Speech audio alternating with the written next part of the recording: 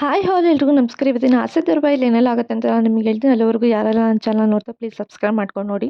ಸಂಚಿಕೆ ಶುರುವಿನಲ್ಲಿ ಆ ರೋಹಿಣಿ ಹಾಗೂ ಮನೋಜ್ ಇಬ್ಬರು ಕೂಡ ಜಗಳ ಆಡ್ತಿರ್ಬೇಕಾದ್ರೆ ಮನೋಜ್ ನೀನು ಈ ಥರ ಮಾತಾಡ್ತಿರೋದು, ಅಲ್ಲ ನನ್ನ ಕ್ಯಾರೆಕ್ಟರ್ ಬಗ್ಗೆ ಮಾತಾಡ್ತಿಲ್ಲ, ನನ್ನ ಮದುವೆಗೆ ಮುಂಚೆ ನಾನೇನು ಅಂತ ನಿನ್ಗೆ ಗೊತ್ತಿತ್ತು, ಮದುವೆಗೆ ಮುಂಚೆ ನೀನೇನು ಅಂತ ನನಗೆ ಗೊತ್ತಿರಲಿಲ್ಲ, ನೀನು ಯಾರ ಜೊತೆ ಇದ್ದೆ ಅಂತ ನನಗೇನಾದರೂ ಗೊತ್ತಾ ಅಂತ ಹೇಳಿ ಅವನು ಕೂಡ ಮಾತಾಡ್ತಾ ಇರ್ತಾನೆ.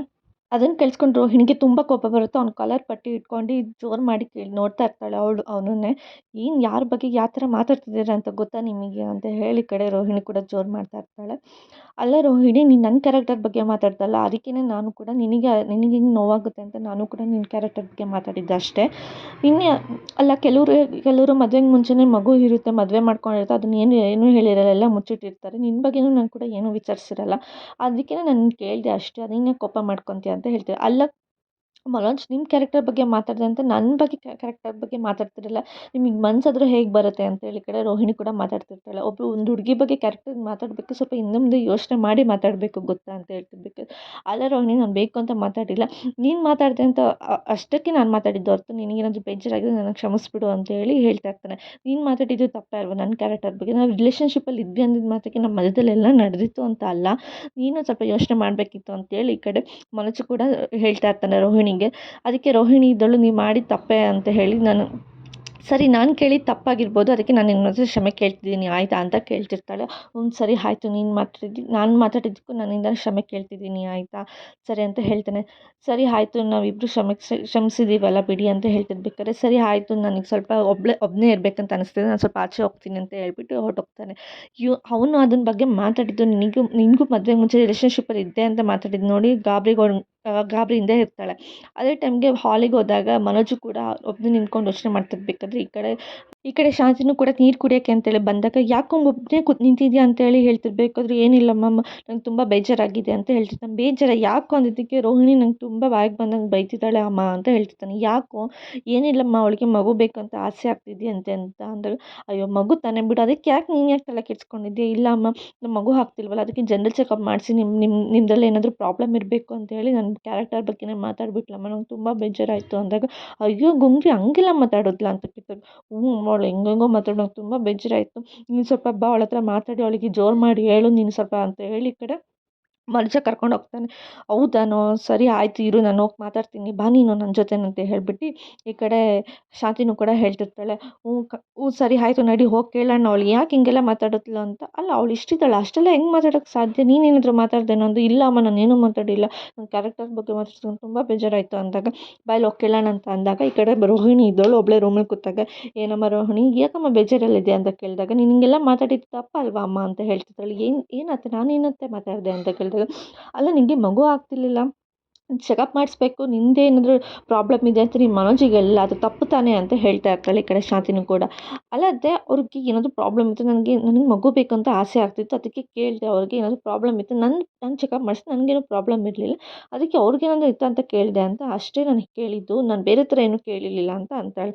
ಅಲ್ಲ ಕಣಮ್ಮ, ಅವ್ನ ಬಗ್ಗೆ, ಅವ್ನ ಕ್ಯಾರೆಕ್ಟರ್ ಬಗ್ಗೆ ಅನುಮಾನ ಪಟ್ಟು ಅವನ ಬಗ್ಗೆ ಹಂಗೆ ಕೇಳಿದಿಲ್ಲ, ತಪ್ಪು ತಾನೇ ನೀನು ಅಂತ ಶಾಂತಿ ಕೇಳ್ತಿರ್ಬೇಕಾದ್ರೆ, ನಾನು ಎಲ್ಲತ್ತೆ ಹಾಗೆ ಕೇಳಿದೆ ನಿಮಗೆ, ಹಾಗೆ ಕೇಳಿದೆ, ಅವ್ರು ರಿಲೇಷನ್ಶಿಪ್ಪಲ್ಲಿ ಇದ್ರಲ್ಲ ಅದಕ್ಕೆ ನಾನು ಆ ಥರ ಕೇಳಿದೆ ಹೊರತು ಅದಕ್ಕೆ ನಾನು ಇನ್ನೇನು ಬೇರೆ ಥರ ಕೇಳಿಲ್ಲ ಅಂತ ಹೇಳ್ತಿರ್ತಾಳೆ ರೋಹಿಣಿ ಕೂಡ. ಅಲ್ಲ, ನಿಮ್ಮ ಮಗ ಹಂಗೆ ಮಾತಾಡಿದ್ರು, ಅವ್ರ ಕ್ಯಾರೆಕ್ಟರ್ ಬಗ್ಗೆ ನಾನು ಮಾತಾಡ್ತೆ ಅಂತ ಅವ್ರು ನಿಮ್ಮ ಹತ್ರ ಬಂದು ಕರ್ಕೊಂಡು ಬಂದ್ರಲ್ಲ, ನೀವು ಸ್ವಲ್ಪ ಅವ್ರ ಹತ್ರ ವಿಚಾರಿಸ್ಕೋಬೇಕಿತ್ತು ತಾನೇ. ಅವರು ಕೂಡ ನನ್ನ ಕ್ಯಾರೆಕ್ಟರ್ ಬಗ್ಗೆ ಮಾತಾಡಿದ್ದಾರೆ ಅತ್ತೆ, ಮದುವೆಗೆ ಮುಂಚೆ ನೀನು ಯಾರ ಜೊತೆ ಇದ್ದಿದ್ದೇನೋ ಅಂತ ಹೇಳಿ ಅವರು ಕೂಡ ಮಾತಾಡಿದ್ರು, ಅದು ಅವ್ರು ಮಾತಾಡಿದ್ದು ತಪ್ಪು ತಾನೇ, ನೀವ್ಯಾಕೆ ಅದನ್ನೆಲ್ಲ ನೀವು ವಿಚಾರಿಸಲ್ಲ ಅಂತ ಹೇಳಿ ರೋಹಿಣಿ ಕೇಳ್ತಿರ್ತಾರೆ. ಹೌದೇನೋ ಮನುಜ, ನೀನು ಹಿಂಗೆಲ್ಲ ಮಾತಾಡ್ದೇನೋ ಅಂತ ಹೇಳಿ ಮನುಜನ್ ಕೇಳ್ತಿರ್ಬೇಕಾದ್ರೆ, ಕಣಮ್ಮ, ಅವಳು ಹಂಗೆ ಮಾತಾಡಿದ್ಲು, ಅವಳು ನನಗೆ ಎಷ್ಟು ನೋವಾಗುತ್ತೆ ಅಂತ ಅವಳಿಗೂ ಅದೇ ಥರ ನಾನು ಮಾತಾಡಿದೆ ಅಂತ ಹೇಳ್ತಾರೆ. ನಿನ್ನ ಅಜ್ಜಿ ನೀನು ಮುಂಚೆನೇ ಹೇಳ್ಬೇಕು ತಾನೇ ಇದನ್ನೆಲ್ಲ ಅಂತ ಹೇಳಿ ಶಾಂತಿ ಹೇಳ್ತಿರ್ತಾಳೆ. ನೋಡಿ ಅತ್ತೆ, ಅವ್ರ ಕ್ಯಾರೆಕ್ಟರ್ ಬಗ್ಗೆ ನಾನು ಮಾತಾಡಿದ್ದಕ್ಕೆ ನಾನು ಕ್ಷಮೆ ಕೇಳಿದ್ದೀನಿ, ನನ್ನ ಕ್ಯಾರೆಕ್ಟರ್ ಬಗ್ಗೆ ಅವ್ರು ಮಾತಾಡಿದ್ದಕ್ಕೂ ನಾನು ಅವರು ನನ್ನ ಹತ್ರ ಕ್ಷಮೆ ಕೇಳಿದೆ, ನಮ್ಮಿಬ್ಬರ ಮನೇಲಿ ಅದು ಸಾಲ್ವ್ ಆಗಿದೆ. ಅವ್ರು ಯಾಕೆ ಮತ್ತೆ ಅದನ್ನ ದೊಡ್ಡದು ಮಾಡ್ತಿದ್ದಾರೆ, ನಿಮ್ಮ ಹತ್ರ ಬಂದು ಯಾಕೆ ಕೇಳ್ತಿದ್ದಾರೆ ಅನ್ನೋದು ನನಗೆ ಗೊತ್ತಿಲ್ಲ. ಅಲ್ಲ ಮನುಜನೇ, ನಿಮ್ಗೆ ಅಷ್ಟು ಬುದ್ಧಿ ಇಲ್ವಾ? ಗಂಡ ಹೆಂಡತಿ ಮಧ್ಯದಲ್ಲಿ ನಡೆದಿರ ನೀವು ಎಂತಕ್ಕೆ ಹೋಗಿ ಅತ್ತೆ ಹತ್ರ ಹೋಗಿ ಮಾತಾಡ್ತಿದ್ದೀರಾ ಅಂತ ಕೇಳ್ತಾರೆ. ಅಲ್ಲ ಕಣಮ್ಮ, ನನ್ನ ಹತ್ರ ಮಾತಾಡ್ತಿದ್ರೆ ಏನು ತಪ್ಪಿದೆ ಅಂತ ಕೇಳ್ತಿರ್ತಾನೆ. ಅಲ್ಲ ಅದನ್ನು ನಾನು ನಿಮ್ಮ ಹತ್ರ ಬಂದು ಹೇಳಬೇಕಾ? ಗಂಡ ಹೆಂಡತಿ ಮಧ್ಯೆ ಸಾವಿರ ನಡೆಯುತ್ತೆ, ಅದನ್ನು ನಿಮ್ಮ ಹತ್ರ ಬಂದು ಹೇಳಬೇಕಿತ್ತಾ ಅಂತ ಕೇಳ್ತಿರ್ತಾಳೆ ಶಾಂತಿ ಇದ್ದಳು. ಅಯ್ಯೋ, ಆ ಥರ ಏನಿಲ್ಲ, ನಿಮ್ಮಿಬ್ಬರ ಮುಂದೆ ಅಂದರೆ ನೀವೇ ಸಾಲ್ವ್ ಮಾಡ್ಕೊಳ್ಳಿ. ನೋಡಮ್ಮ ನಿಮ್ಮಿಬ್ಬರ ಮಧ್ಯದಲ್ಲಿ ಏನೇ ಆದರೂ ನನಗೇನು ಹೇಳಕ್ಕೆ ಹೋಗ್ಬೇಡಿ, ಅದೇ ಈ ಜಗಳ ಮಾಡ್ಕೊಳಕ್ಕೆ ಹೋಗ್ಬೇಡಿ. ಯಾಕಂದರೆ ನಿಮ್ಮ ಮೇಲೆ ತುಂಬ ಆಸೆ ಇದೆ. ಅವ್ನು ದೊಡ್ಡ ಮಗ, ನೀನು ದೊಡ್ಡ ಸೊಸೆ, ನೀವಿಬ್ಬರ ಮೇಲೆ ತುಂಬ ಜಾಸ್ತಿ ಆಸೆ ಇಟ್ಕೊಂಡಿದ್ದೀನಿ.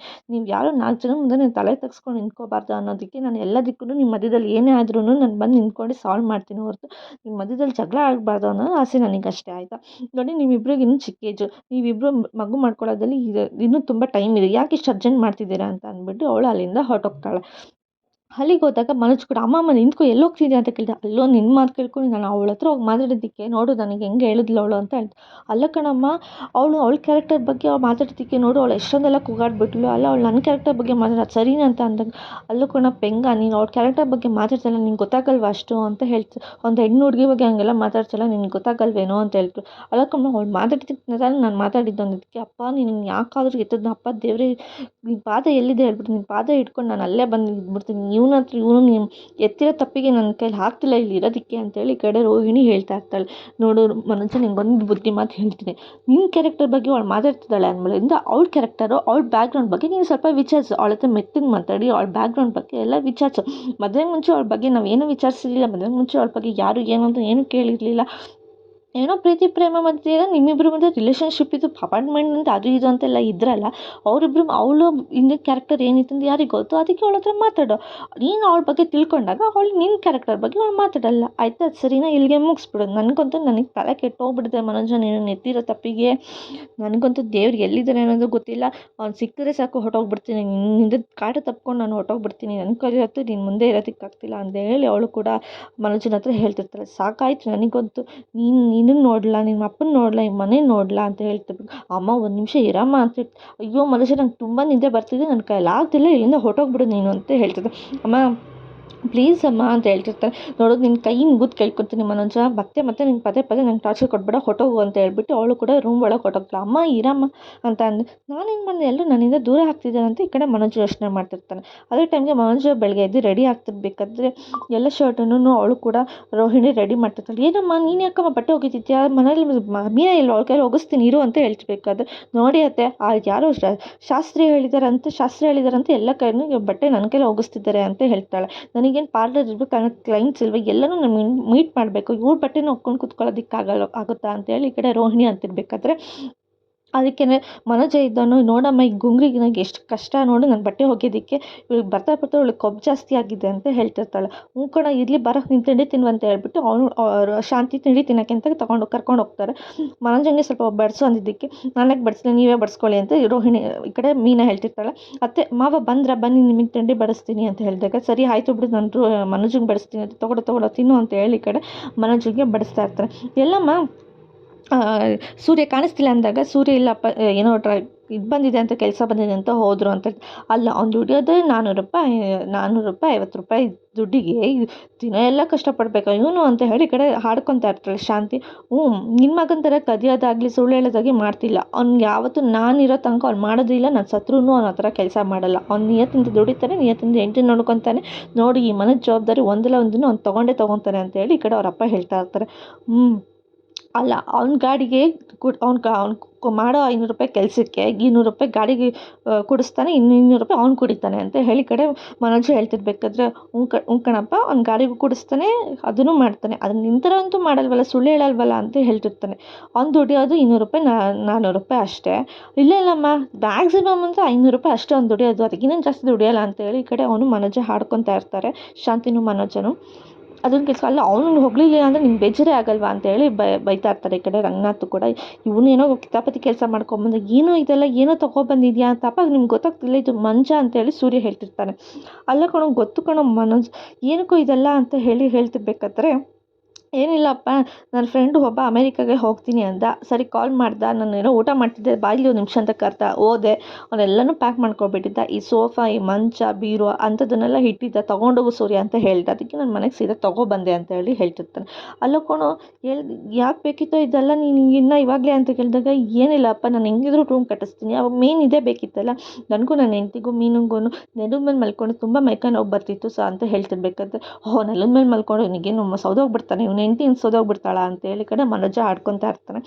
ನೋಡೋ ನಿನ್ನ ಬಗ್ಗೆ ನಾನು ಮಾತಾಡೋದು, ನೀನು ಯಾಕೋ ನನ್ನ ಹೆಂಡ್ತಿ ಬಗ್ಗೆ ಮಾತಾಡ್ತೀನಿ ಅಂತ ಸೂರ್ಯ ಕೂಡ ಜಗಳ ಆಡ್ತಿರ್ತಾನೆ. ಮನೇಲಿ ಬಲಗಾಲಿಟ್ರೆ ಎಡಗಾಲಿಡೋ ಅಷ್ಟು ಜಾಗ ಇಲ್ಲ.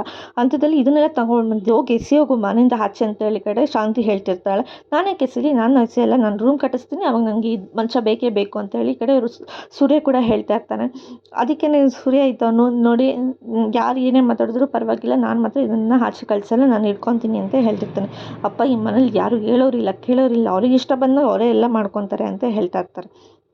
ಅದಕ್ಕೆ ಸೂರ್ಯ ಇದ್ದನು, ಹ್ಞೂ ಕಣಪ್ಪ, ಅಲ್ಲ ನೀನು 22 ಲಕ್ಷ ಕೊಡಬೇಕಿತ್ತಲ್ಲ, ಅದನ್ನು ಫಸ್ಟ್ ಕೊಡು, ಆಮೇಲೆ ಬೇಕಾದ್ರೆ ನೀನು ಮಾತಾಡು ಅಂತ ಹೇಳ್ತಿರ್ತಾನೆ. 22 ಲಕ್ಷ ಎಲ್ಲ ಕೊಡಬೇಕು ನಾನು ಅಂತ ಹೇಳ್ತಿರ್ಬೇಕಾದ್ರೆ, ಏನು 22 ಲಕ್ಷ ನೀನು ಕೊಡಲ್ವಾ ಅಂತ ಹೇಳ್ತಿರ್ಬೇಕಾದ್ರೆ, ಈ ಕಡೆ ರೋಹಿಣಿ ಇದ್ರಲ್ಲಿ ಸಿಗ್ನಲ್ ಮಾಡಿಟ್ಟಿದ್ದೆ, ಹೇಳ್ರಿ ಅದನ್ನು ಫಸ್ಟ್ ಹೇಳಿ ಅಂತ ಹೇಳ್ತಿರ್ಬೇಕಾದ್ರೆ, ತಡಿ ಒಂದು ನಿಮಿಷ, ನಿಮ್ದೆಲ್ಲ ಕೆಲಸ ಆಯಿತು, ನೀವೆಲ್ಲ ಹೋಗಿ, ನಾನು ನಿಮಗೆಲ್ಲ ಆಮೇಲೆ ಸಿಗ್ತೀನಿ ಅಂತ ಹೇಳ್ಬಿಟ್ಟು ಅವ್ರನ್ನೆಲ್ಲ ಕಳಿಸ್ತಾನೆ. ಇರು ಅವಾಗೇ ಹೇಳ್ದಲ್ಲ 22 ಲಕ್ಷ ಕೊಡೋಂಗಿಲ್ಲ ಅಂತ, ಯಾಕೆ ಅಂತ 22 ಲಕ್ಷ ನಾನು ನಿನ್ಗೆ ಕೊಡೋಂಗಿಲ್ಲ ಅಂದಿದ್ದು, ಅದರಲ್ಲಿ 9 ಲಕ್ಷ ನಂದು, ಇನ್ನು ಮಿಕ್ಕಿದ್ದು ನಿಮ್ಮದು ಅಂತ ಹೇಳ್ತಿರ್ತಾನೆ. ಅದಿಂಗೋ ನಿಂದು ಅಂತ ಹೇಳ್ಬಿಟ್ಟು ಈ ಕಡೆ ಹೇಳ್ತಿರ್ಬೇಕಾದ್ರೆ, ಹೌದು 9 ಲಕ್ಷ ನಾನು ಹಾಕಿರೋದು, ನೀವೇನು ಹಾಕಿಲ್ವಲ್ಲ, 18 ಲಕ್ಷ ಅಷ್ಟೇ ನಿಮಗೆ ಕೊಡ್ತೀನಿ ಅಂತ ಹೇಳ್ತಿರ್ತಾನೆ. ಓಹ್, ಇದೆಲ್ಲ ನನಗೆ ಗೊತ್ತು ಕಣೋ, ಇದೆಲ್ಲ ನಿನ್ನ ಬುದ್ಧಿ ಅಲ್ಲ, ನಿನ್ನ ಹೆಂಡತಿ ಬುದ್ಧಿ ಇದೆಲ್ಲ ಅಂತೇಳಿ ಈ ಕಡೆ ಹೇಳ್ತಾ ಇರ್ತಾನೆ ಸೂರ್ಯನು ಕೂಡ. ಅದಕ್ಕೆ ಶಾಂತಿ ಇದ್ರಲ್ಲಿ ನೋಡ್ದೆ, ನನ್ನ ಮಗ ಎಷ್ಟು ಬುದ್ಧಿವಂತ, ಅವನಿಗಿರೋಷ್ಟು ತಲೆ ನಿಮ್ಗೆ ಯಾರಿಗೂ ಇಲ್ಲ ಅಂತ ಹೇಳಿ ಈ ಕಡೆ ಶಾಂತಿನೂ ಕೂಡ ಹೇಳ್ತಿರ್ತಾಳೆ. ಕರೆಕ್ಟ್ ಕಣೋ, ನೀನು ಕೊಡಬೇಡ ಕಣೋ 9 ಲಕ್ಷ, ನೀನು ಬರೀ 18 ಲಕ್ಷ ಅಷ್ಟೇ ಕೊಡು ಅಂತ ಹೇಳಿ ಈ ಕಡೆ ಶಾಂತಿ ಹೇಳ್ಕೊಡ್ತಾ ಇರ್ತಾಳೆ. ಅದಕ್ಕೇ ಎಲ್ಲರೂ ಇದ್ದರು, ಎಂಥ ಬುದ್ಧಿ ಕಲಿಸಿದ್ಯಾ ನಿನ್ನ ಮಗನಿಗೆ ಅಂತೇಳಿ ಈ ಕಡೆ ರಂಗನಾಥ್ ಕೂಡ ಹೇಳ್ತಾ ಇರ್ತಾನೆ. ಹ್ಞೂ ಮತ್ತೆ ಅವನಿರೋದು ಕರೆಕ್ಟಾಗಿ ತಾನೇ ಹೇಳಿರೋದು, 9 ಲಕ್ಷ ಅವನು ಯಾಕೆ 22 ಲಕ್ಷ ಕೊಡಬೇಕು, ಒಂದು ಕಡೆ 18 ಲಕ್ಷ ಕೊಡ್ತಾನೆ, 9 ಲಕ್ಷ ಅವನದದು ಅಂತ ಹೇಳಿ ಈ ಕಡೆ ಮಾತಾಡ್ತಾ ಇರ್ತಾರೆ. ಇದರ ಸಂಚಿಕೆಗೆ ಮುಕ್ತಾಯ ಆಯಿತು. ನಾಳಿನ ಸಂಚಿಕೆಯಲ್ಲಿ ಏನಾಯಿತು ಅಂತ ನಾನು ನಿಮ್ಗೆ ಹೇಳ್ತೀನಿ. ಅಲ್ಲಿವರೆಗೂ take care, bye bye, thanks for watching.